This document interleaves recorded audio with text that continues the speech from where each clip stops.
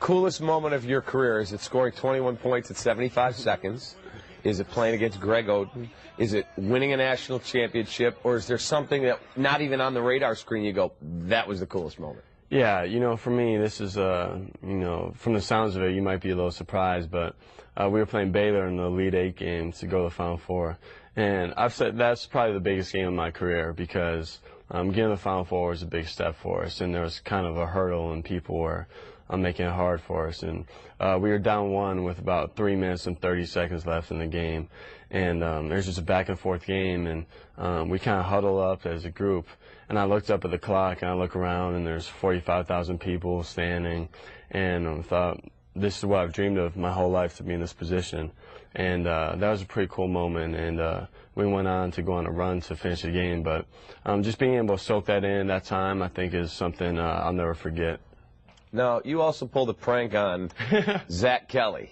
Tell us that story. Yeah, he's my guy. So your high school teammate. He's, you know, one of my best friends since we've been young, and he deserved the prank. He just had been, he deserves it. If you knew him, you would know why I pranked him. But after we won the championship, national championship, I was just on a high and just really excited. So I just decided to go on my Twitter. And you have about 7,000 followers. Yeah, it's going up since then.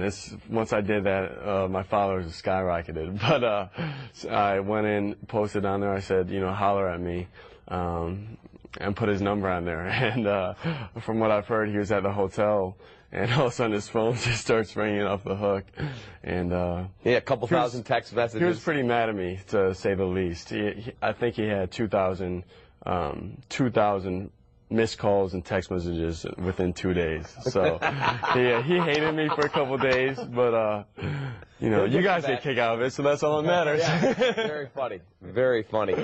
Your workouts are legendary. 4 workouts. In fact, one of my kids got to work out with you one day. Are you still on that type of program, 4 workouts a day?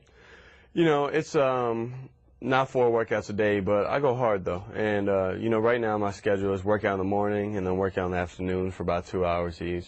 And, you know, for me, one thing I've learned in college is I try to go harder in a shorter amount of time. Because with the amount we play and, you know, the pounding, especially during the season, you can wear down. So I like to go hard and in shorter spurts. You think that Coach K will ever entertain the idea of coaching the NBA again? I don't think so. That's just, I have no idea what he's thinking, but he's had an offer. There's an opening. I don't know if you heard. Yeah, right here in Chicago. Yeah, well, we made a deal then this season. I said he should take the job and draft me first with the Nets, but I don't know if he was going to do that. So. Well, that was the rumor of the day of the Final Four weekend. Yeah, he's going to get $15 million to coach the Nets. I mean, he's been offered with the Lakers and that, so if he's passing on those jobs, I don't know what job he would take. So I think he's pretty happy where he's at. You're also involved in a very cool charity event at Bull and Bear. Tell us about it. Yeah, it's a great event. Tomorrow night I'm going to Bull and Bear, and it's from 6 to 9. And it's for, you know, the Be Love Foundation, and that's close to my heart because it's after one of a good family friend of mine, Brandon Rothstein. And so it's just a great event for people to come out and hopefully have a really good time. And they also donate, all the donations go for people that are suddenly stuck in a very tough spot and need financial assistance. They're there to ride in and help people. Yeah, no, it is. So it can go to, it goes directly to a family that's in need or anything like that. So it's going to go to a great cause, and you know, it just feels great to be able to help out with that, and hopefully a lot of people show up for it. Last one, the Gordon Hayward shot on the baseline. What were you thinking as he came down to run that play? Like, dear God, no? What were you thinking? Well, you know, you're a little nervous when you feel a little helpless because I'm off the ball that time. But when he shot it, I was directly under the basket, and it looked good.